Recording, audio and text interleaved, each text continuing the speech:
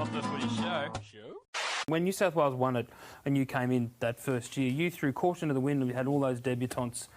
Off the back of a series loss last year, do you feel like doing the same thing again this year?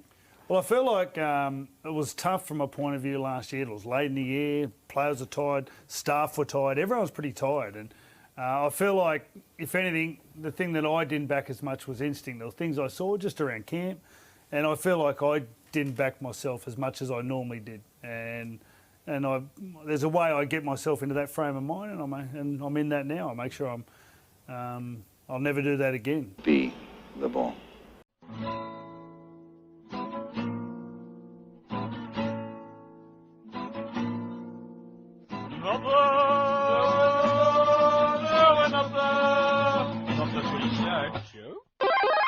G'day everybody, welcome to episode 235 of Not The Footy Show. I'm Warrick Nicolson. That is Mr. Robb Cox. He doesn't have the special light, the toilet seat light working tonight, so he's a little bit darker on the YouTube version, but I'm sure he's just as bright as ever on the audio version of this podcast, aren't you, mate?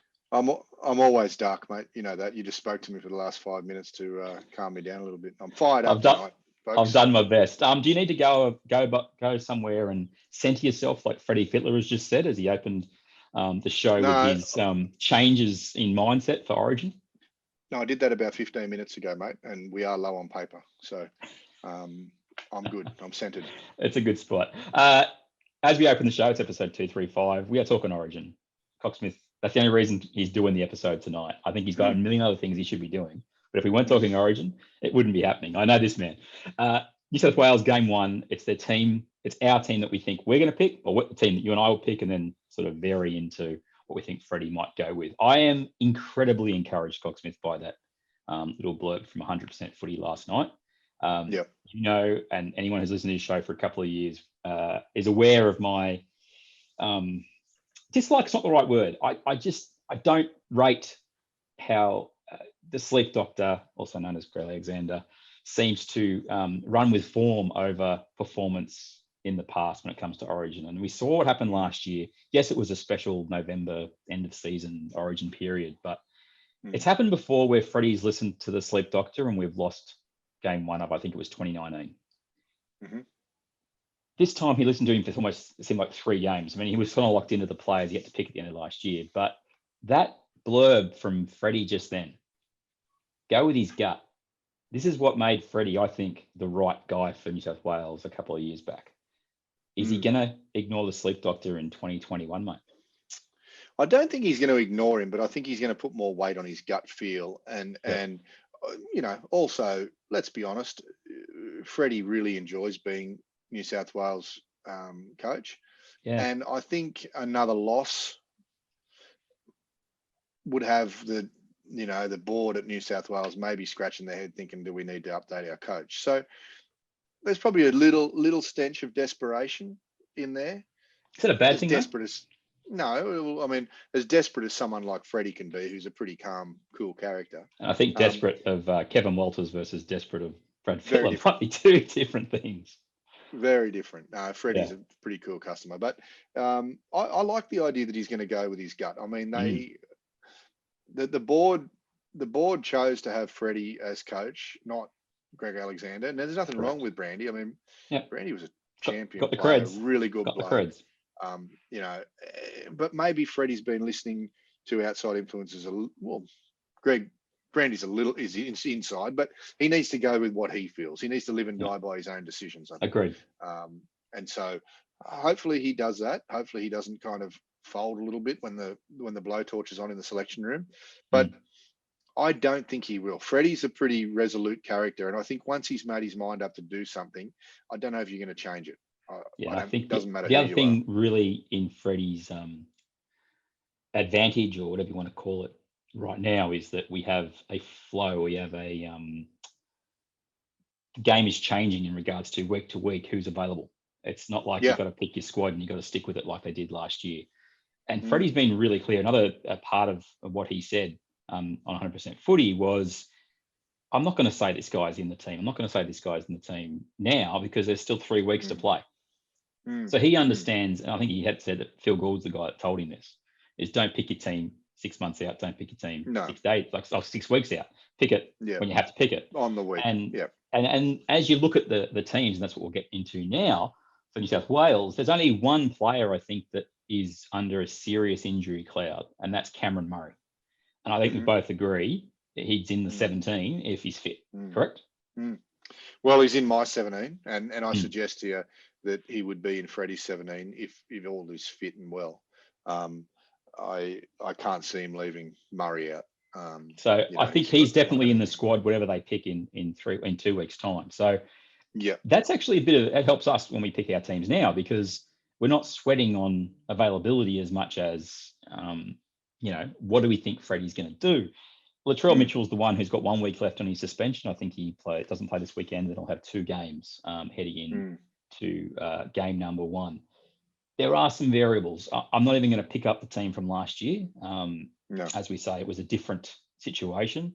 Queensland, they're the shield holders, and congratulations to them. But we're both Blues fans. It's just the nature of what happens when you're born in the state. Well, sometimes.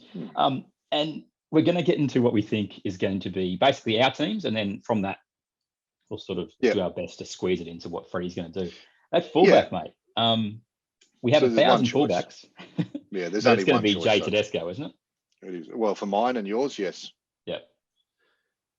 I don't see how, even though the Roosters are having a injury interrupted and the rest of it start to the year, but there's just no way that the guy who captained Game 3 last year is not going to be the number 1. Let's just stop all the turbo over him, and it's not going to happen. It's not going to happen. He's in the team and he's got the number 1 on for now. Okay, so unless there's an injury, and he will be captain, I feel as well. Yeah, well, I think there's without no Cordner, the only other one that might be the captain, but I don't think he will be given the company would be Cleary, because when we get to him, that number 7 is his. But I think you're right. I think James Tedesco will be your captain for sure. And we're locking him into Teddy's 18 as well as captain.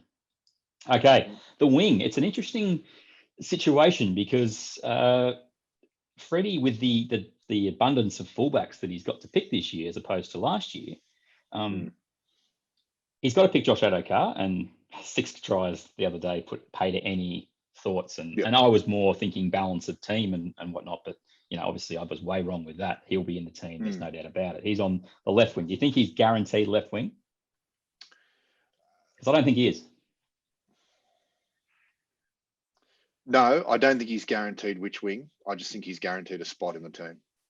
Because the question on the other side of the field is, if we don't play Adokar, who can play either side on the right wing, we have to manufacture Daniel Tupou or Brian To'o, who are both playing left wing at club level. Yeah. And I think that's the balance, isn't it? It's between those two for the other spot. Well, I think To'o could play right wing as well, like he did last year. Mansour was a left winger. So, I think it'd come down to maybe Freddie making the call or saying to the boys, which one do you think your strongest wing is, and let them sort it out. I think for mine, To'o is in the team. I mean, he's making too many meters, and he is not sus under the high ball. He's pretty safe, but he's got a little bit of a height disadvantage. He's only about 5'10". So, when you got guys like Corey Oates or someone like that who's 6'3", 6'4", he's got a little bit of a height disadvantage. But mate, have you just put Corey Oates in the Queensland Origin team? Well, I imagine he would be. I imagine he could be. No. Okay. They'll pick Gagai on the wing, I would imagine. Okay, and who? And Coates. Or Holmes. Okay. It'll be Holmes and Coates. Sorry, Gagai in the centre. Okay, well, Holmes is about the same height as To'o. Yeah. Is he? So, yes. Yeah. If he's taller, there's an inch in it. He's not much taller. To'o, for me, brings the energy. He can finish really well. He's good from the back. I like him. I hear that. I hear that, but I reckon Tupou offers all that plus the height and the ability to target in the air. Look, I think Tupou's had plenty of chances, mate, and he's had 1 or 2 okay games, but he's never done really anything special. I want to give the young guy a go and bring that energy, bring that Panthers energy into the team. I don't mind who it is, but I really worry about the To'o in the air thing, especially if it's going to be potentially Toto versus Coates. Yeah, Because Coates, I don't. they like to kick too. It doesn't bother me whatsoever, mate. Because I mean, Val Holmes will be just as susceptible. And let's be honest, quite often, unless they're really kicking deep into a corner, the fullback will be back in with him anyway. So he'll get some protection from his centres. I mean, which we'll go through in a moment. But the centres that I picked are both going to be very much experienced in their positions, as well as other positions. The interesting element when I bring up the Toto versus Tupu in the air thing is that in Origin last year, Tupu was there all 3 games and we barely kicked to him. Like, we didn't use his advantage. And now it could have been because Cleary wasn't focused on that, not focused on other things in the team, and maybe because the 5/8 changed 5 times or whatever it did. But to me, that's the reason that I would go with Tupu over Toto, is because I think you've got to have that Hail Mary element, or that dedicated part of your game plan that I just don't think Toto offers us. Don't get me wrong, I love what Toto's doing, and I think he's that kind of player that I don't think he'd let us down holding the ball. I just really worry about defensively from that aspect. And yeah, that's my concern. It doesn't really bother me all that much. I think his advantages outweigh his disadvantages, and I think he's probably the top 2 or 3 wingers in the comp at the moment, and I think he's head and shoulders, no pun intended, above Tupu at the moment. Okay, so we're thinking you're going with Toto, I'm going with Tupu, and it's either or. I don't think anybody else is in the mix. I mean, Blake Ferguson, if there was an injury, I could see Freddie pulling him in. Because he's done in the past, but there's nobody else that really, comes into play there. The centres, mate, this is where the big questions, and it won't be about Tom Trbojevic because we're guaranteeing he is locked in to right centre. Is that correct? He's a right centre. Yep. For me, right centre. And I think we've seen enough in the last 4 or 5 weeks for Freddie to pick him. Yeah. And I saw a little bit of the clips from that Game 2 match in Perth 2 years ago. He doesn't just stay out in his centre spot. He hunts. No. He hunts. Yeah. And he plays like he does at fullback. He gets a roaming license. Let's not underscore or not underemphasize the value of having a guy like T. Trbojevic in that team for New South Wales. It's something special. Yep. The other centre spot, it's coming down to 2 players, I think. El Mitchell and Jay Whiten. Is that right? Yeah, well, look, they're the 2 that I think of when I'm thinking of left centre at the moment. But Latrell's got it for me. He's got a bit of extra spark, slightly bigger body than Whiten, can pull off big shots to fire his team up. And I think we may see a different Latrell Mitchell this series than we did a couple of series ago. I've seen a lot from Latrell this year where, and this isn't a shot at him, but he hasn't looked as lean as he's looked in the past, yet his game fitness has been really good. He's actually been doing a lot more at fullback. And the big question basically is how match fit's he going to be. He'll have 2 games to come back in, playing fullback both matches. So you wouldn't expect that to be a concern. Look, for me, it comes down to what happens at 5/8, whether I have Whiten in the centres or not. At this stage, I think Jack Whiten has 3 matches to save his Origin career. Well, his Origin position this thing. He's got the Bulldogs this weekend, and then he's got the Storm and the Roosters in the 2 weeks after that. Canberra, we'll get to them in the 3rd segment of this show, but he has to stand up and really make a difference here. Otherwise, Latrell Mitchell will be the left centre for New South Wales, I believe. If they go 0-3 or 1-2, he'll miss it, I think. Yeah, he definitely Whiten on his day in the past has been a great player. He can play both centre and 5/8. I just think Latrell is a better choice right now. I think he started the season better and consistently better. He hasn't just had 1 or 2, bright moments. He's consistently been better. So, I think I can't look at Jack at the moment in the centres. I really think that both Latrell and Tommy offer the best defence and attack for what we're looking for. So the outside backs for New South Wales at this stage looks like it's going to be Tedesco, Adokar, Mitchell, Trbojevic, and either Toto or Tupu. And yes. The pending part is whether Whiten can put his hand up effectively. Yeah, he really needs to go and get it. But they need to win. I honestly believe they've got to beat. He has to lead them to a victory over the Roosters or the Storm to force his way in. And play well in both. If they lose those games, I think he misses out in game one. He might still be there later in the series. I'll never rule that out because he's done the job for him in the past. Number 6, Jarome Luai. Really like what he brings. There's an energy, there's a arrogance there. There's certainly a lot of confidence. Origin's a different beast though, Cocksmith, and we've seen it do things to certain players in the past where they've come in with the wind at their back, their team going a million miles an hour, and they get to Origin and they just freeze, or they find that the cauldron's just too hard. We've seen this with Cody Walker. We've seen it a little bit with Latrell. Yes. In his first game. And before last year began, I acknowledge that Luai to me was good player. I didn't think he was going to. I thought that Cleary was going to outshine him during the year, and he would just become very second fiddle. Yeah, I couldn't have been, farther from the truth. Luai really stood up last year. he did, didn't he? And the great thing about him, you're right. He's got the arrogance. He's got the confidence. He talks the talk, but he can walk the walk as well. And not only that, if Cleary goes down, he slots straight into 7. Correct. And he does it for Penrith. Penrith have won games without Cleary this year. They won games last year without Cleary, and with Luai at 7 running the team. So it's pretty much a like for like, except Luai can play second fiddle as well if he needs to, and he'll let Cleary do what he needs to do. And I think we're going to see a very different Nathan Cleary this year in Origin too. And we need to in Origin. That's not just because we need to. He's never really stood up in Origin. No. And I'm one of Nathan's biggest fans. So but I acknowledge that he's never really done a lot in Origin, and he needs to this year. I actually think his first game might have been his best game so far. Back in the 2018. I think 2018 was his first one. 2018. I think so. He needs to be a lot more dominant in this game, and it's going to be hard with go up against DCE and being compared against DCE, one of the best of this era.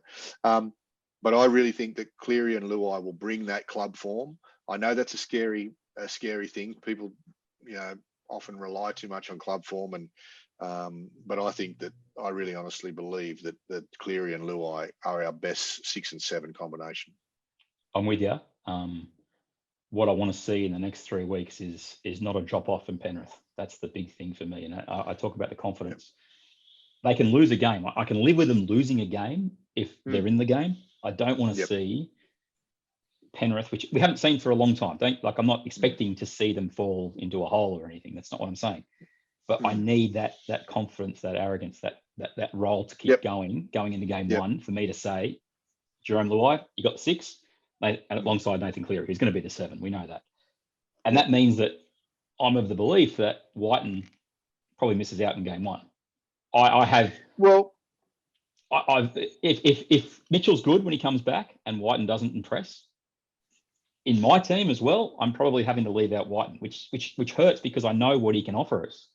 But I also go, there's a bit more potency. There really is with Mitchell on the left side, outside Luai, and Trebojevic on the right side, outside Cleary. Yeah. And look, the beauty, like I say, with Luai is you can fill in with Cleary, and I actually believe if the unforeseen, God forbid, happened and Cleary was injured before Origin, I think Luai gets picked in 7. That was the curveball I was going to throw at you. Because if he got hurt, who do you pick? Same problem with D Cook at 9. There is an option there, and we'll get to that. But it's a big question. I think Luai. Honestly, I would pick Luai in 7 and Whiten in 6. Whiten at 6. There's nobody else that absolutely. Well, the only other option is Adam Reynolds, who would do a job, but is he a difference maker?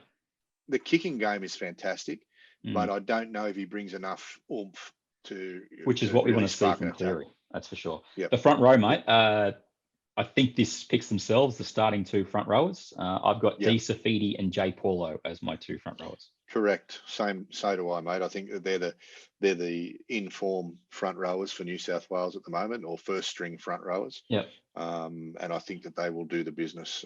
Safidi was fantastic last year. He was our best player in the whole series, I thought.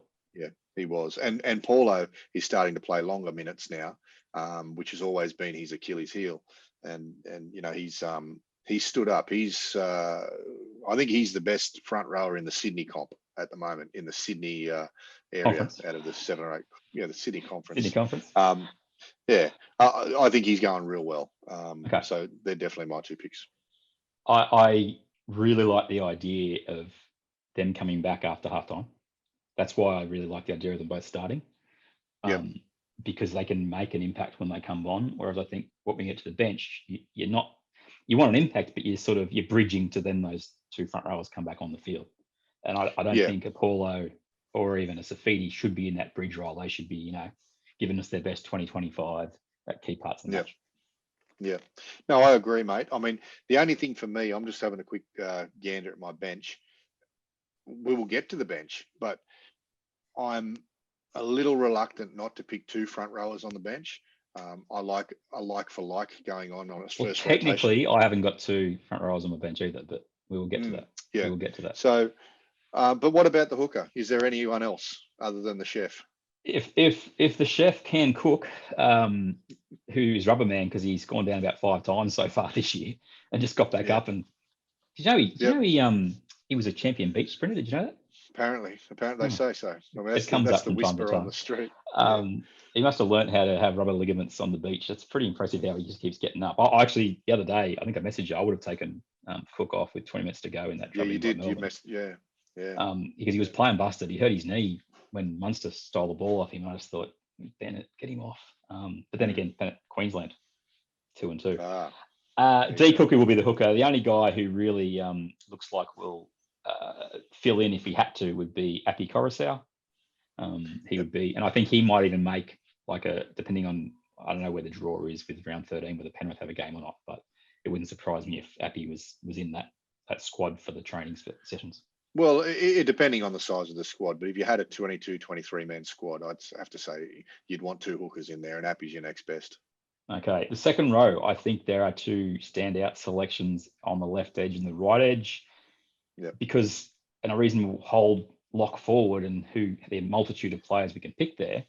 Have we both got Cam Murray on the bench for New South Wales before we say who's going to start, or do you have? I don't. I've got him starting.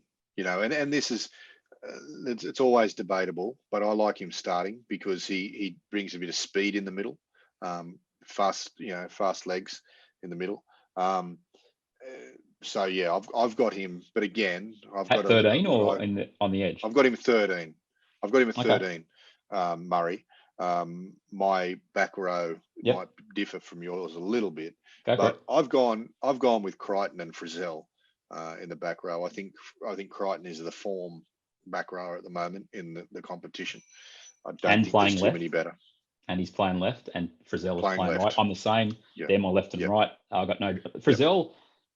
I think was down a bit last year in terms of impact, and I really want to see a big series from him. I think we need that because he'll be playing up against Kafusi, and Crichton will get the job on for feeder, which is that's a big job. It is a big job. So I've got Crichton and Frizzell. I think that's locked in. That'll be the left edge and right edge for New South Wales. Yeah, and I'm with you in the sense that Jake Trbojevic, I'm sorry, you're in my 17, but you're not starting anymore. And the reason that I'm with you there is that I think his role now, it's not as dynamic as it was 2 or 3 years ago. I think he's playing much more like a proper lock, which is good for Manly. They needed him to do more hit-ups. They need that. But I just really think we need some speed and we need some familiarity potentially with Luai and Cleary in that 13 jumper. So where I'm sitting is I'm going, it's either Isaiah Yeo to start or it's Victor Radley. That comes down to, I just have a feeling that Freddie might go with Rads because of his ball playing ability, but I'm probably leaning myself towards Yeo starting the game there. I don't want Yeo playing 80 minutes. I'll be clear on that. But I like the idea of him and Murray doing the old switcheroo at lock. Look, I like the combination. I like the combination of the lock, the half, and the 5'8" all around the middle, or kind of edge to middle. My only problem with having Yo in the team is someone's going to have to miss out. And for mine, it's going to have to be Radley or Jake Trbojevic that misses out.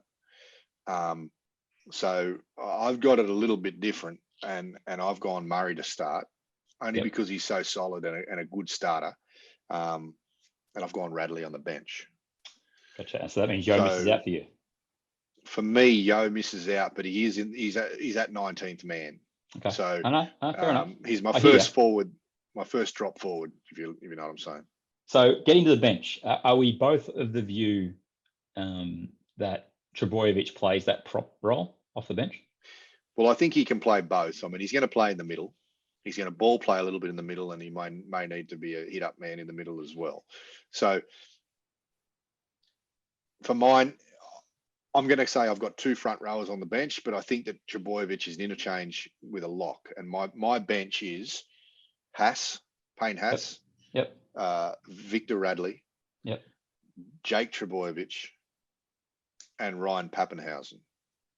So Haas, Radley, Trbojevic, Jake, and Ryan Pappenhausen. Okay, my bench is Trbojevic, Murray, Radley if he's fit. Like, so it's basically between, if Murray's not fit, I think Radley comes in. It's really a flip of the coin between Yo and Radley. I've definitely got Murray in that spot. It's just between those two. Your 13 is Yo. Yes, so Radley misses out. Who's your 14? So Radley misses out if Murray's fit. If Murray's not fit, Radley comes in for him. So let's pretend you've got Yo at 13. Name your 14, 15, 16, and 17. Haas, Trbojevic, Murray, Pappenhausen. Okay, so we're all the same, except we've got different so starters. I think you want to see Murray play that last round before game one, mainly because it's an ankle syndesmosis. I don't know if it's syndesmosis. It's close to syndesmosis. So I want to see him get some game just to know that it's fine. But that's where I'm fitting. I can't go wrong. I really haven't got an issue between Yo or Radley. I flip a coin on those two. Slightly different players, but playing that middle role to start the game. I really like the idea of Trbojevic coming on and playing 15 minutes at full tilt. I want to see that. I don't want to see pacing himself for 60, which he can do with his eyes closed. But I just think that ball playing ability and knowing his role is 20 minutes. I really think we see the best of Jake in that role. Haas, like he had last year, disappointing at Origin level, let's be perfectly honest. And I think it's an adjustment for a young player who is lent on so heavily at club level to come into a team where he's not going to play 65 minutes. He's going to play a 10-minute stint and he might get another chance after that. He's got to really just adapt and rip in for those times and give us some oomph off the bench. I don't need him to play 50 minutes. He'll play half an hour at most. He's got to be told that you're going to play, 2 15-minute stints or one full 20-minute stint, and you need to empty the tank. Go out and empty the tank. Here's your job. This is what you're doing. It's to cause havoc in the middle. And, you've only got one job, mate. Don't save yourself. But, look, Haas can do it. And I think that, he's such a big, strong, fast body that he can be a handful, I think, for that 15 or 20-minute stint. And then obviously you get to Pappenhausen, and I've got him bracketed, by the way. I've got him picked. He's my bench back. But if there was an issue, then I've got Whiten Whiten and Yo are my 18th and 19th. So one back, one forward. Who would you have as a back and a forward? You've got Murray. I think Gutherson will be 18th man. I think he'll get picked ahead of Whiten. But is that who you would have? Is that who you would have? You'd have Gutherson. I'd have Whiten as that option as 18th man. Again, because he can play more positions and he can either play as a forward. He could play as a forward. He really could. He could play as a back row. Whereas Gutho, as great as he is at club level, he is a fullback who makes other players better playing that role. I think we saw last year. Centre it doesn't emphasise the qualities of C. Gutherson. It just doesn't. No, And I think it doesn't do him justice. I think he is a better fullback. But unfortunately, in this team, he'd be the fourth best fullback because I think the other three in front of him are better. So as we wrap up, we've given you our Tedesco. teams. How do we fit Pappenhausen on the field? How do we get him in? Who does he come on for? Well, personally, I think he comes on like Ponga did a couple of years ago as a roving lock, a guy that's going to pop up anywhere as a second fullback. You know, you probably wouldn't want Teddy off the field, but you want that speed of Pappenhausen to be hanging with the halves and maybe running inside balls and doing a Billy Slater. That's the way he comes on, unless there's an injury. You know, I think it kind of, it doesn't make sense when I say this, but I think if, let's just say Latrell goes down, right? If Latrell goes down, you've got to make a decision. What are we going to do here? And I think the smart thing might be the only two options you got is to play Pappenhausen in the centres or Tedesco. And I don't think you'd lose much with either, you know. And the same thing with Tommy. If a winger goes down, it makes sense that Pappenhausen. You could also move straight to Crichton that out to the centres if you had to as well. You could, but I don't know if you want Pappenhausen playing in the forwards too much, unless he's just that roving. I would take this is how I would use him. Frizzell's got 60 minutes, maybe less, and then I would push a Murray onto the edge or a Yo onto the edge, and I would bring in Pappenhausen. And it's not sniff around the middle. It's not that I don't think Frizzell offers us heaps for 80 minutes. I just go, we're more dangerous in those last 20 if we've got Pappy on the field than we would if we've got a tired Frizzell. That's just the nature of the beast. It's not a sledge on Frizzell whatsoever. I just think you've got to find a way to get him on the field, and I think he's the most logical guy. You play him for 60 or 55 or whatever it is, and you get Pappy on the field, and you just roll with it. I really like that the way this team comes together, Cocksmith. So much more than last year when we were raging hot favourites. And Queensland had the worst team in Origin history, thanks Paul Gallen. Freddie, what about picking blokes out of position? Last year we picked a couple of fullbacks are in the centres now, and there was a couple of times in game one where they got caught out. But when you have a look at this year, Latrell was playing well until he got suspended, and obviously Tommy Turbo, two fullbacks you could probably put in the centres. Is that something you consider? Well, it worked in the past. It's worked in the past, but I mean, it didn't last year. So are you going to consider playing guys in their position, or are you just going to pick the best 17? Just when it comes up, you know, we'll sit around and have a chat, and you know, like blokes like Turbo, obviously very special. Latrell's very special, you know, and if they're playing really good footy at fullback, you know, if you go through the period you played when you were up against Queensland, you had Darius Boyd playing on the wing, you had Greg Inglis playing in the centres, you had Billy Slater at fullback, all fullbacks for their own team. So, you know, if your team, the players are really good and good enough and your team plays well, then they cover it. We just didn't play well enough last year.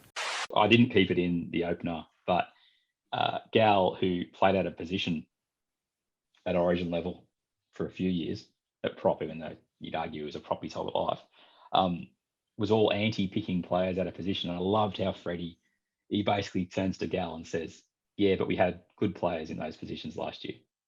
Whereas I had special players in those positions a couple of years before. Don't forget that, PG-13. And this team has got a lot of special players. If we're leaving Jack Whiten out of our 17s, it's got some pretty. It pains me to do that. Yeah. It pains me to do that because I love Jack and he's my favourite Canberra player. And I love him because of his utility value. Like he can play 1, 2, 5, 3, 4, 6, you know, and maybe 13. If you asked him to do a job at 7, he probably could too. He'd probably play 9. His utility value is so good, and I think to leave him out of the team, it just shows you how good this team on paper is. But I think we will see Jack Whiten play Origin this year. I just don't think we're going to see him in the first game. There's, you know, natural attrition that happens around Origin time, and I think the first back to go down, Whiten comes in. Even if we see him on a wing, I think he's in. So yeah, that's our 1 through for me 19, you 18. So let's just quickly wrap it up for people. This is the team we think Freddie's probably going to pick. It's a mash of what we're saying, but we're pretty much on the same page. Tedesco at fullback, Addo Carr and Toto or Tupu on the wings. Mitchell and Trebojevic possibly Whiten and Mitchell bracketed, Luai, Cleary, Safidi, Cook, Paulo, Crichton, Frizzell, Murray/Yo/Bradley, and the bench we think Trebojevic, Haas, Pappenhausen, and then whichever player doesn't hold that locks forward spot down between Murray, Yo, or Radley. As the one of them will miss out. One of them will miss out, and we think I actually think Gutherson's an absolute certainty because he loves him as 18th, and I would pick Whiten, but I just have a feeling that Freddie will pick. I'm of the exact same opinion. I would pick Whiten, but I think you're right. I think Freddie really likes him, so he'll and just giving everybody the due that they deserve. These are the players that we haven't even mentioned who are going to miss out on game one for New South Wales. I'm just going to read the back rowers who are going to miss out. One of Yo or Radley, Dale Finucane, Nathan Brown, Wade Graham, Ryan Madison, Tavita Pangai Jr. if he decides he wants to play for New South Wales finally, who would have been in the mix if he probably hadn't mouthed off about how he supported Queensland a couple of years ago. Even Liam Martin's the kind of player that Freddie would pick out of off the bench just to play that same role. And then the front row, Campbell Gillard's probably the front rower that misses out. I'm happy he's not on the side in terms of I don't think he's in that echelon of the other guys. I think we're better served pushing a Trebojevic into that front row role. Dave Clemmer hasn't shown enough. He just hasn't shown enough for the last since basically got admitted from the team. Very one-dimensional and disappointing. And a guy that I think would do the job again if he got picked because he's done it. I think he would. Is P. Vaughan. Paul Vaughan would do a job for us. He would. Yeah, for sure. Paul Vaughan looks a little slower to me than he did a couple of years ago. He looks like a yard or so slower. He used to have the fast legs and the little step and the jink, and that seems to have slowed down a little bit, which becomes a little more predictable. That's age, And in saying that, he's not. You only need him to play 10-15, which is what he did a couple of years back. That's the bit that I really think when people sit down and pick teams in the media, they look at, this guy plays 70 minutes. And, well, that's not what he has to do at Origin. He's got a defined role where he's got to make an impact. And that's what Paul Vaughan did a couple of years. Finucane did that 2 years ago. But in saying that, I mean, Paul Vaughan is probably only 2 front rower injuries away from a recall, same as Regan Campbell-Gillard. Tavita's not far away. He's in my 22, but he's, I guess it's how his head is as well. Is he ready? Does he want to? Does he forget the 30 grand per game? Do you want to play, or is it a 30 grand? So it's a lot of haircuts for TPJ. It's hard to know now, mate, with players because there's so much money. There's 100 grand for the season. Do they really want to, or do they really want to make the money? It's hard to know. Well, we'll wrap up this opening segment. It's all Origin. This episode pretty much. We'll do a bit of Canberra later, but we have some Queensland talk to do after the break, and one of those elements around 18th man and money. How does it all work? And we'll wrap that up. Last bit, Steve Crichton and Campbell Graham. They're the 2 other guys that are in that periphery, but they won't see Origin this year, I don't think, unless there's a mass injuries. And the other one was Zach Lomax, who's obviously hurt right now. But we've pretty much comprehensively gone through who could be in that mix for New South Wales. And what I'm encouraged about Cocksmith is we're pretty set on what the 17 will be. And I feel like Freddie, go with your gut, listen to this podcast. We'll be back after the break here on Not The Footy Show. Not The Footy Show. All right, let's go. You should see this desk, mate, honestly. I saw it the other week, didn't I? Has it changed or has it got worse? No, it's worse. It's all right. Mine's not fantastic. I've got a Portuguese tart wrapper sitting here. See? This is just desk. Look, wing nut, drill bit, old key that needs to be chucked in the bin. I've got an earplug. I'll throw that at you. Tweezers, look, side cutters, screwdriver. You're talking about worthless things. I've got like a parents' house keys. Oh, look, there's a hard drive. Okay, we're back. It's episode 235 of Not The Footy Show. Warrick, Nicolson, Robb, Cox. You got a lot of Origin talk in the opening segment. Cocksmith is still smiling. I mean, the man, I love he it. just, love it. I've talked about Origin all year. His energy levels at the start of this podcast were like down here, and now like through the roof. He loves a bit of Origin. Queensland have a bit of an issue, Cocksmith, because the news came through today that Cam Munster has a foot injury that he hurt himself last weekend, and Harry Grant has hurt a hamstring at training. They use the word tear has been used. There are 3 weeks to Origin 1, which means there's 2 weeks before the teams get picked. If Queensland don't have C Munster at 6 and H Grant at 9, what are they going to do? Oh, well, Harry Grant, I mean, there's two logical replacements for Grant, would be Reid Marnie or Ben Hunt, or as I like to call him, Bunt. You know that. Who's the third? McCullough, I think, is the guy that they'll lean on, like they did Jake Friend. Yeah, he's Mr. Reliable, McCullough. Yeah. But fear not, all of the Bunt fans out there. Bunt will be in the 18, 100% for sure and certain. So he played pretty well the other night, to be fair. If Munster is out, I think, Ben Hunt will go to your 6. And if he's not, then Ponga. Like you mentioned today in a text message, though, how do they defend, or how do they look after Ponga? Because if he's in the front line, I know what I'm doing if I'm Freddie. And, my 8 and 10 will be running at him. My 11 and 12. At every opportunity, they're going to pepper him, and he is going to make more tackles than he's ever made in his lifetime. So, I don't think they'll do that. I think Ponga will be at 1. So I think Ben Hunt has shown. Brimson misses out? No, not necessarily. I mean, you've got to look at your bench and who you're going to carry on your bench. You need a back on your bench that can play a couple of different positions. And for mine, I mean, without going through their team, I think Brimson is definitely a really good number 14 and can come on and play a few different roles. So I think we're pretty much on that. It's the Ponga or the Ben Hunt at the 6 if Munster's not right. The only two that came to mind after that was Anthony Milford and Kurt Mann. So if you're Queensland, just pray you don't get a few injuries in the next little while. You're a funny guy. You're a funny guy, mate. I like to keep you laughing. What comes out of this, and you talked about 18th man, Bunt being in 18th man for Queensland for sure, if everyone's fit. Yeah. The money involved in being 18th man, it's an interesting question because is it 30 grand? It's at least 5 figures. I thought it was 30, or maybe it's 10 grand a game and 30 grand for the series. I don't quote us on that, but it's a significant amount of money. I think it's still up in the air as to how the 18th man does or doesn't get paid. If he has to get on the field, if he's part of the squad in the week leading up to, how would you approach it if you were doling out the money, Cocksmith? How would you approach it? Well, I would think that I would name 18.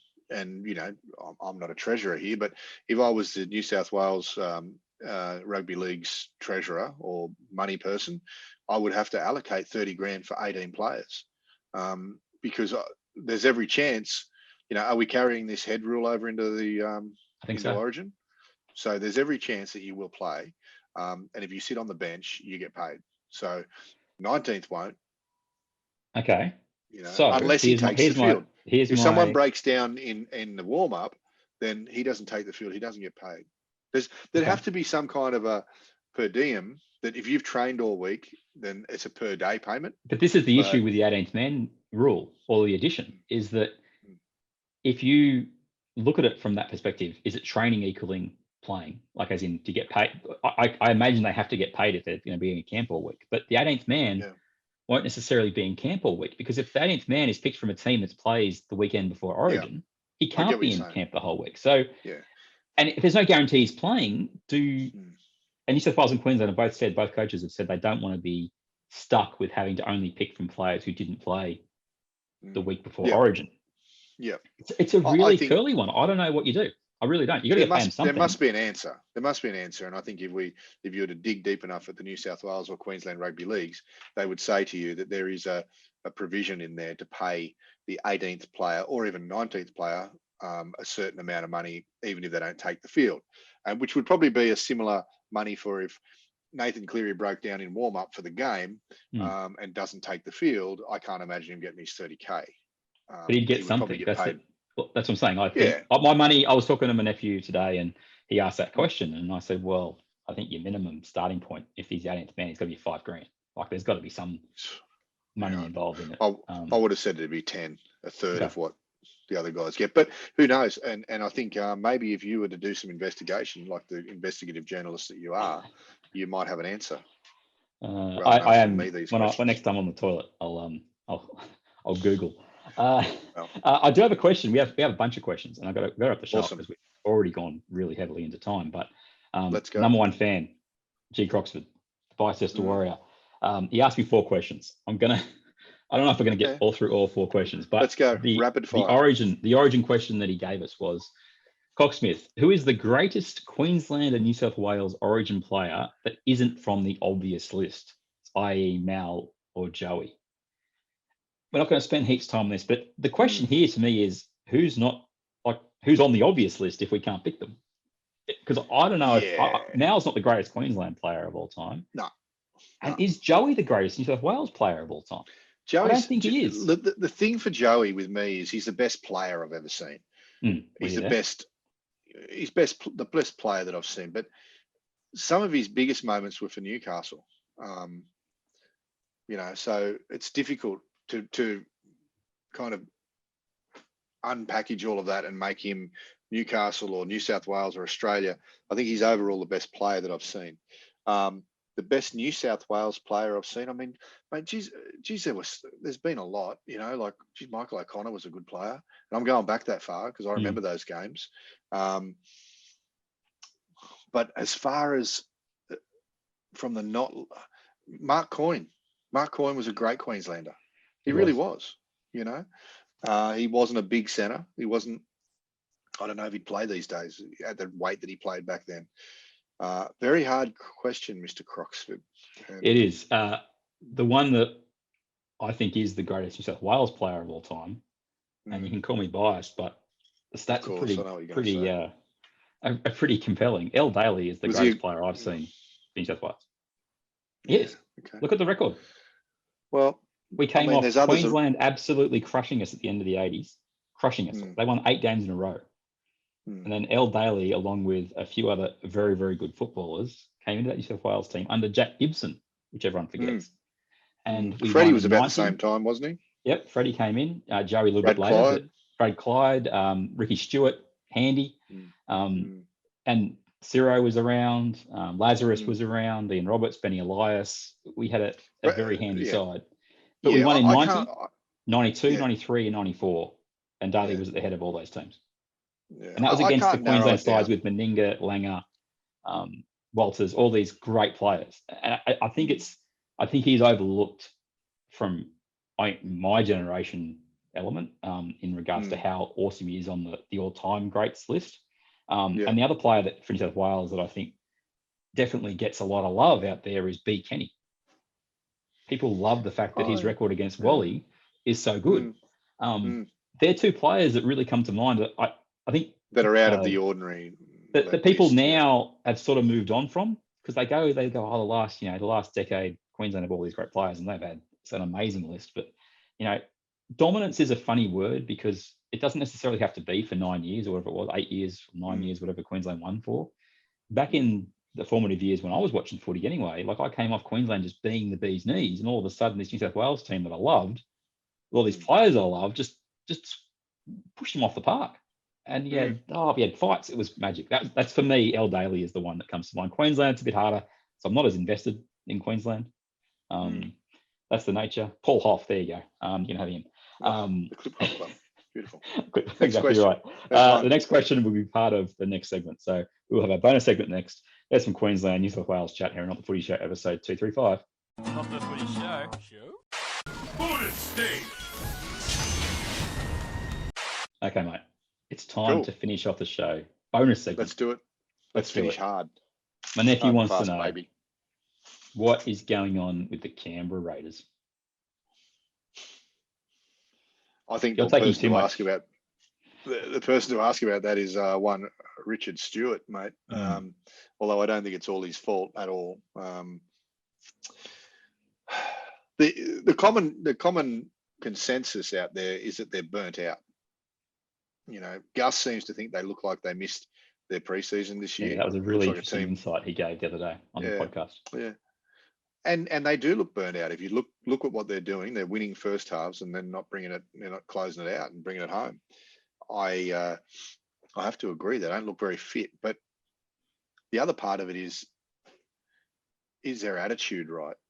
Is their attitude? Are they strong enough in the mind at the moment to be finishing games out? I mean, NRL is a pretty hard mind game as well. You've got to push through pain barriers, and you've got to want to defend, and you've got to want to get off your line. And, so I couldn't put it down to one thing, but one of the journalists the other night was saying just Ricky needs to start cleaning out now, and if George Williams is not happy there, he could be, I don't know George, never met him, but he could be one of the reasons. He could be bringing the mood down at training. He could be kicking stones. But whatever Ricky needs to do, I'm sure Ricky has got the guts to do it. He's probably just holding out a little bit because he's very, very loyal to the players. And I know that Ricky wouldn't want to just make wholesale changes because of his love for those players. But I think Ricky's going to need to start making some of those changes because they're not getting the results. And 5 in a row ain't good for anybody. It's not good for Ricky as a coach, and it's not good for the players that are putting in. So, yeah, it's a mystery. It's a mystery as to why it's happening, but we know what's happening. So that's, it's just to figure out, why that particular thing is happening. Their second half collapses are just woeful. I mean, what are your thoughts? Why do you think it's happening? It's not so much that they're collapsing; they're just not offering anything. That's the thing that really, really gets. It's like they're running out of gas. And they just don't seem to have the ability to lift when the opposition comes at them in the second half. So it's not that they're. I mean, I think there's been one game or 2 games. This game against the Cowboys and the game against the Knights on the weekend where they had a significant lead at half time, but they haven't thrown a punch in anger after that, after the break. Other teams got bang tries, and all of a sudden it's like, oh, we're trying to hold on. And I'm like, I'm with you. George Williams evidently wants to go home, and the challenge for Canberra is that the chat today was, unless we get someone of equal value, we're not going to let him go. No, he's gone because one Jay Bateman wanted to go home, and I wonder if part of this burnout element is the way the Bateman thing sort of unfolded last year, because I was big on the fact that he didn't get his surgery till really late in the off season last year. Yeah. And to me, it was like, I understood why Canberra allowed that, but maybe that's the first crack in the solidarity armor of, we might make rules for anybody different. And then within a couple of months, he signed to go home. And if he wanted to go home, I get that. But that's that once those things start happening, as a playing group, you're kind of like, are we going to really be able to dig in again? Is this what we're getting asked to do? And you just, as Gus said, are we at the point where the enthusiasm to lift to the standard that they got to the last 3 or 4 years? Yeah. It just seems like it's beyond them because the season's so long. And I bang on this all the time, but I wonder if players have a similar mindset. The comp is average. You have one good month, you're back in the mix. Canberra are 3 and 6 after 9 rounds. You have one good month, and where you're at, you're 7 and 6. You're back in the mix. You're back in the race for a home final in the bottom half of the top 8. They're not completely gone, but I don't think they can make the top 4. Yeah, I'm with you now. They're not out of the race to make finals football. No. But they're going to need to turn it around pretty soon, and not just turn it around against the lower bottom 8 teams. But I think Ricky's pretty safe for a couple of years. I think he's got a couple of years left of grace. He's the heart and soul of the place, really. But no matter how much you've got the board, and no matter how much you're the favourite son, they'll only take losing for so long. So I think Ricky needs to bite the bullet and make some changes, flush some players, and bring in some new blood. And the challenge for Canberra is that flush can't happen till the end of the year. No. So this playing group has a real decision to make is, are you willing to put it all on the line for one more year? Because I look at this list. These are the guys that potentially are off the roster at the end of 2021. G. Williams, Jay Hodgson, C. Scott, Jay Rapana, D. Louis, Jay Croker. Yep. I thought Croker had one till the end of 22. He does, but mate, that shoulder looks like it's, it took him a long time to get back in, and he's gone out after one hit on it. Now this isn't from inside, it's just observation. No. This is what we're doing here. But that's a significant amount of experience and I guess, the core of this team that has contended for the last 3 years. Yeah. But it's a massive part of your salary cap. So where do you spend it? And this is the other question my nephew asked me. He said, why not Sean Johnson? Well, they're going to have to hustle on that because Brisbane are going to make a decision pretty soon. And if they can't get Reynolds to make a decision, I reckon Johnson is their next best. He's probably their first best, really, but they get stuck on an idea, clubs, and they want Reynolds. So we'll see. Ricky, you never know. Ricky may have already been speaking to Sean Johnson. I'm sure he's got a plan. It's just nothing he can give away. I'm all in on this. If I'm Canberra and I'm going, you need to reinvigorate things. I mean, I know we've had the discussion around, his Achilles, can he come back from it? Except that a lot of players have injuries. I just go, of all the players who are out there in the market right now, I'm happy to pay him $700,000 because I ain't going to pay that to the Chad. Whoa, pulled after 50 minutes the other night. We have another question as we wrap up. There's Canberra. That's where we're sitting. I think there's still a chance for the 8. They can still turn it around. This playing group isn't untested in regards to that. But the tests come these next 3 weeks. They've got to beat the Bulldogs. Yep. Then they've got to probably take one game from either the Storm or the Chooks in the 2 weeks after that. And Jay White, over to you. Mate, I think if they lose to the Bulldogs, I think Ricky may have a coronary, or he will sack players left, right, and centre. I really believe that. I think he's been getting calmer as they've been losing more, and I think there's only a matter of time because Ricky ain't a calm person, mate. So if you are a chair at Suncorp Stadium this weekend, just put in for annual leave. Just get away from there as soon as you can, because there's going to be some fatalities this weekend. The other questions we had from G. Croxford, he had 3 more, so we're going to have to show up with this. He asked, why can't you contest the kick if the opposition player barely touches the ball in the air?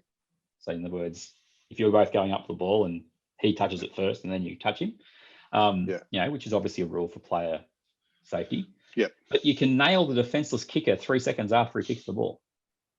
It's a really good question.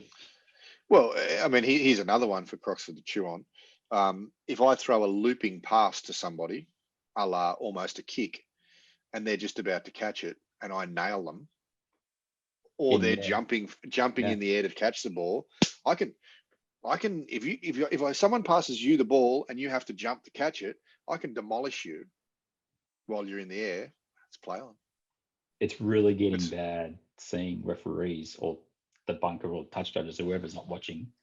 The impact on kickers right now is creeping back up. It really is. And the NRL, we discussed this earlier this afternoon, and I said I don't want to go down the bunker and the batch review committee and Annesley and stuff because it just makes the podcast way too long. But that is an area that we talk about how we're going to crack down on the 6 again stuff.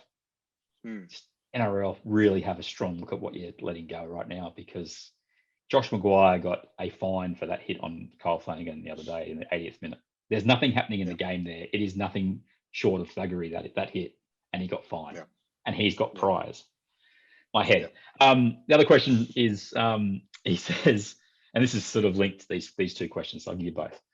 Is there enough talent in the game in the game currently, see the Chad, let alone in the game currently to bring in 1 or 2 expansion teams in the next 2 to 5 years? Answer that part first. It's an interesting question, because in the past I've agreed that there isn't enough talent, right? But I watched a game the other day, and I believe it was between the Tigers. Who did the Tigers play, mate? Titans. And Titans. Saturday night. Yeah, was that a pretty close game? Remind me. The scoreboard said it was at the end, but the Titans were up by 30 or 20 points or something with about 15 to go. It may not have been that game. There's been a couple of games where they've both been fairly average teams with no real superstars in the team, or not a lot of superstars, a lot of journeymen. And I think you get a good game. I mean, a game of football is a game of football. The problem is when you get a Melbourne or a Penrith playing the Tigers, it's a whitewash. So the question is, how do you get the talent evenly across the competition? so I do think it's okay to have a slightly watered down competition, because without teams developing a lot of talent, you will get a little bit of a watered down competition. And I think it's okay for teams to only have 2 or 3 real superstars in the team. But what gets me is when, and Gus alluded to this week, is when the Premiers, the Storm, buy Xavier Coates from the Wooden Spooners. How does that happen? And I agree. Pilfering as a Premiers, pilfering a young player from the Wooden Spooners probably shouldn't be kosher. There's no way Melbourne are paying the biggest amount of money to Coates of all the offers he got. There's no, and that's where the issue comes from that perspective. I want to take you back to when the Titans came into the competition. We had 15 teams. It was 2007. Do you remember what the Titans did with their buying? Do you remember that? Or do I need a refresher? They went after established first graders and they paid them a lot of money. They basically filled a roster between the ages of 25 and 30. They put Scott Prince, Lev Frankie, Luke Bailey, etc. And for the 3 years or 4 years, they were either competitive or they made the prelim. All right. That's when Cardi was there, coaching. And then what happened the next decade? Because they didn't develop any players or didn't have any juniors coming through, they collapsed. They ended up having to pick guys going to jail this week. I won't mention his name for the moment. And a few other players they've picked up. And then what they've done in the last 12 months is they've gone back to the checkbook. But instead of buying 25, 26-year-olds for that big money, they've gone for 20 and 21-year-olds picking up Tino and Tafita. This is the thing that worries me, is that if you go back to 2007, we only had 15 teams. And the team that expanded picked the eyes out of a few clubs. I mean, there's a reason that, the Tigers lost a few players that were really important to them, and a few other guys went out as well. But that team has never established themselves as a powerhouse, and they came from a pretty handy area of junior development on the Gold Coast. We hear about Kiwi Park all the time. So we now have 16 teams, and we have some pretty ordinary teams amongst those 16 teams, and we're going to add 2 teams in 5 years.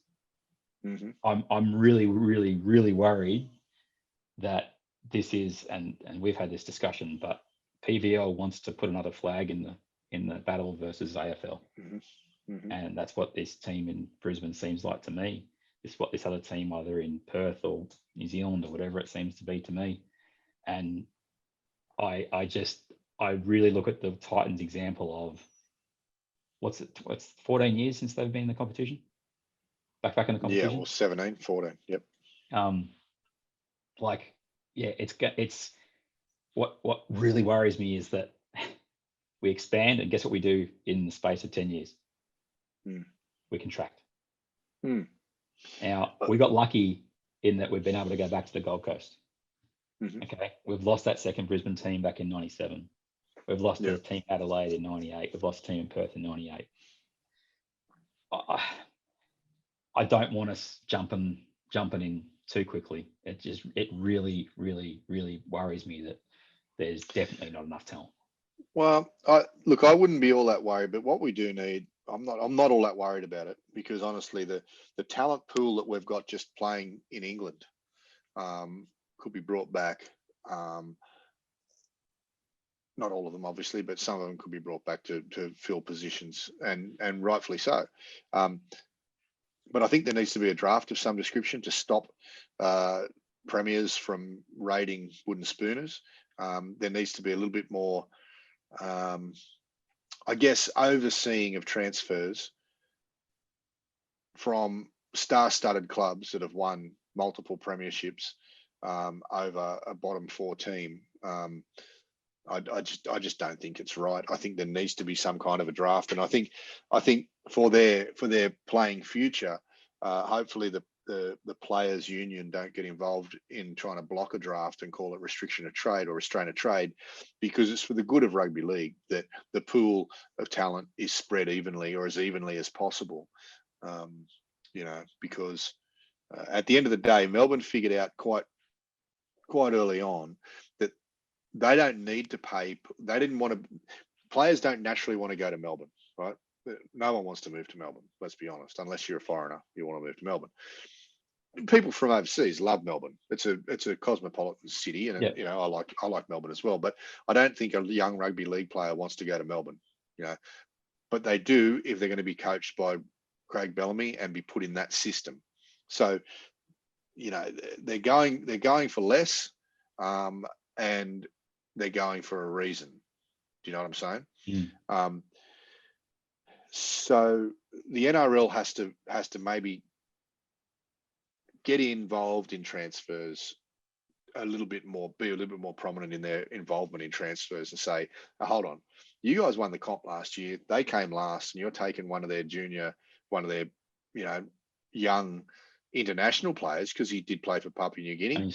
He also played Queensland under 20s and under 18s.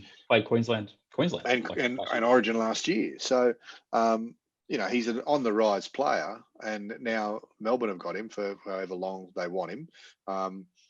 And Brisbane again have, and I don't have a lot of sympathy for Brisbane, because they've had their chances and they've let a lot of players go. But I just don't think it spreads the talent evenly enough when players go from last place to first place, especially when first place they don't really have an aging roster now. They did when the big 3 or 4 were there, but they don't anymore.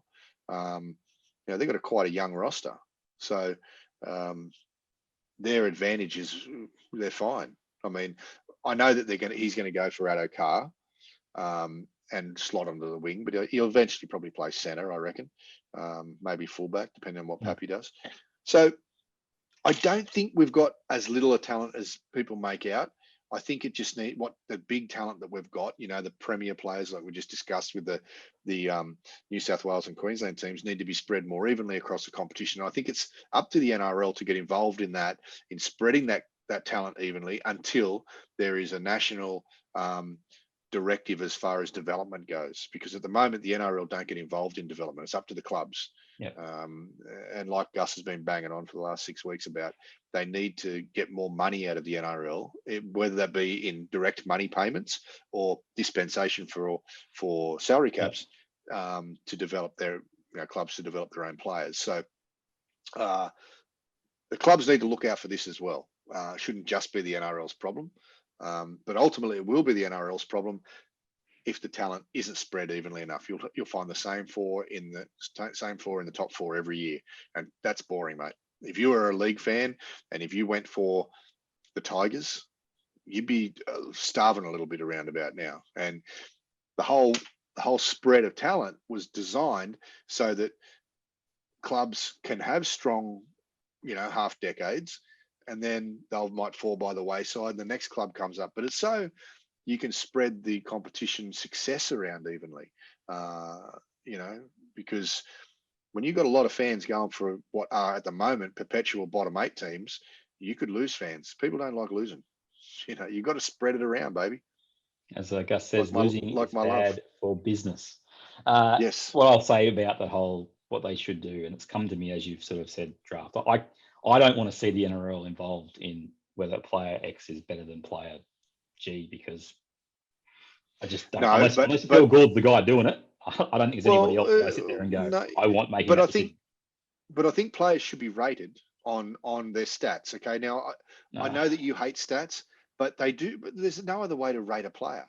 You've got to be able to rate a player in try assists, in line breaks, in but what that tackles does, made. Cocksmith, for me, is that then will be linked to their playing, their earning value. So if you've got a game like the other day, all right, the Dragons totally dominated the Bulldogs, all right? Yep. Yet the Bulldogs scored 12 points from an intercept and a one-on-one steal. Those stats still count as valuable as a guy scoring a try to put his team in the finals. Okay? Yeah, they do. I get that. And that's what I really don't want to see, because the part that I think has to be given to the clubs from a dispensation point of view is, if you develop or you identify these players and you have them on a nothing contract and you get to a grand final because your salary cap, Penrith last year, for example, they've got rid of a couple of guys that were on massive deals like Tamau and the like. They were paying the Liam Martins not as much. It's, you've got to give them some value. It can't just be this this guy's an 8, this guy's a 10, because you will see players forced out of clubs if that's the case. What I want to see, and this links back to just 2 seconds, the introduction of 2 teams. What they do in the States in the NHL is they do a thing called a dispersal draft, okay? Mm-hmm. Where effectively they have a protected amount of players on each roster, and anybody who's not on that list of protected players is eligible to be picked by this new team. There's a Seattle Kraken coming in. They can pick, there's 31 teams, I think, in the NHL. They can pick 1 player from each club, and they can also do deals on the side. That means that, say the new Brisbane team sells Penrith, we won't take Liam Martin if you let us pick up, one of these juniors coming through, like an Isaac Targo or something like that, who's actually not on your main roster, which was the list you have to. What I'm saying is, I think that's a better way if you're going to try and build a more sustainable competitive roster than just the free-for-all, which could see the same thing that happened to the Tigers and a few other clubs back in 2007, where premiership players like your Scott Princes and Anthony LaFranchi just get pulled out of the team because that team's got more money to spend than everybody else. Yeah. So that's just what I'm thinking in regards to that. I know what you're saying, and I agree with you to a degree. I just think that the NRL needs to oversee these transfers a little more with a keen eye, because at the moment it's like the wild, wild west. Someone wants to go to Melbourne, great, let him go. And that the coach will go for unders. Now, is that fair on the player? Ultimately, is that fair on the player? Yeah, it's his decision. So instead of making 450, he might be going for 350. Is that fair on the player? Because ultimately what happens is players make a decision over to go to a great team with more chance of winning premierships over a lesser team, maybe like the Tigers or someone like that, and make more money. I'm not saying that the money is always the answer, but what I'm saying is if you've got a grading system with players, you can make sure that, let's say that the best players in the league are graded as a 1, all right? You can make sure that no team has got any more than 3 number 1s and so on. So they can only have a certain amount of number. They can only have a certain amount of grades, But that makes contracts null and void then, pretty much. No, not really, because if a team has got 3 or 4, whatever the number is, 3 number 1s, how does it make a contract null and void? Because he can't stay in the club. So Jerome Luai signs a 5-year contract with Penrith. Yep. Nathan Cleary is currently a 1. He signs as a 3. All right. And at the end of the first year, and then progresses to a 1. 1. That's fine. You can progress to a 1 within your contract period, but when it comes that time creates for the same problem that renegotiation, you had back in the day when we were talking about how Canberra and Brisbane and the like had these super teams. But do you want to see super teams anymore? We've got them now. It's all well and good while it's your club, but when it's not, we've got them not now. very good. We've got them now. We've got Melbourne. We've got Penrith. But Penrith are a developed club. They're different. But I'm talking now. That's the thing where I think this can't work. Is that it's all about the opinion element cutting into the development element, which I think gives you that right to hold on to these players. I don't think any team should be forced to have to lose a player because at the end of one season they've gone from a 5 to a 1, and you go from spending them 75k to having to spend 750. I think that's ridiculous. I don't think you should have to do that, because the manager will make that happen. There's no way a manager can afford it, or they can't. If a club can't afford it, they won't pay it. But a manager won't sit there and say, "I'm going to happily have this bloke on for the next 3 years at 75k." If the NRL now rates him as a 1. Well, no, but that'll be up the player then to say to the club, you know what? I signed for 75 grand a year for the next 5 years, but now I'm worth 750. What are you going to do? That's a Pandora's box we don't want to open. I think that's. Well, yeah, but at some stage, to keep the competition even, someone is going to have to grow a set and do something about it, because it's not good for the competition to have teams dominating for 12 years at a time. Or it's not. You don't settle on spending $3 million on Moses and by Josh Reynolds and whoever else is on. There's some silly decisions being made there, but because they couldn't attract any other kind of players apart from the player that wanted to make a big payday. And again, that comes down to the club. What's happening at the club? So caveat emptor is what I say. I don't think we are that light on talent that the competition can't sustain another 2 teams. I really don't. What we need to do is we need to better disperse the talent. Well, do you If we can think, do that, to wrap this whole thing up, do you think PVL will introduce something, whatever variation of what we're talking about? Will he introduce anything, or will it just be a free-for-all? free-for-all. That wraps up the show, because that's, I think, what comes down to what frustrates both of us in that conversation is that. Yep, 100%. We're on the same page. We just think about it differently. We And both want an even. We're looking at how do you make this competition evener? No, we just added a team because TV wants another team in Brisbane, and I want to say stick it up here in AFL. That's the episode, mate. Good stuff. Gee, Just to tag that out. Yep. Nobody, I don't think anybody in rugby league administration right now has the gonads to take on the playing unions and say we're going to start a draft, because I know what will happen. Yeah. Expansion draft, dispersal draft, I think is the best option that we've got. Yep. That could be swallowed by the Players Association. Let's just see what happens. Instagram at NOT The Footy Show. Instagram for Roberto is ROBBCOX. You can see some great photos of him that he approves of, rather than ones where he looks like Jim Carrey from Yes Man. Very happy with that. Facebook.com/NRL podcast. Twitter at NRL tweet. We've got a review as we wrap the show completely up. And let me find that legend oops, not the right thing. What was his name again? Papa Giuseppe Pizza, or here we go.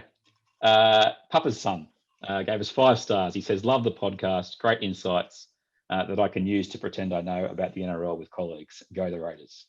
So Well played. Who was it? Papa's son. Not Papa Lee. I don't know. It could be, but it's from podcastreviews.com, which I think might be slightly not an actual website. But whoever you are, Papa's son, thank you very much. We do appreciate Thanks, mate. it. And that's 2 reviews in 2 weeks, Cocksmith. I mean, we're flying. We'll speak to everybody next time. Sorry, but it's gone long again. Hey, Origin. We're givers, mate. We just keep giving. We're giving our guts every week. Yes. Loving it. Put it out 110% in the field. Full credit to the boys, all that garbage. We'll speak to you next time on Not The Footy Show, everybody. Absolutely. Pepsi. Not The Footy Show. It's people's escape. It's people's relaxation. And we need to do everything in order to continue that great tradition of Not The Footy Show. Birthday boy. Pepsi.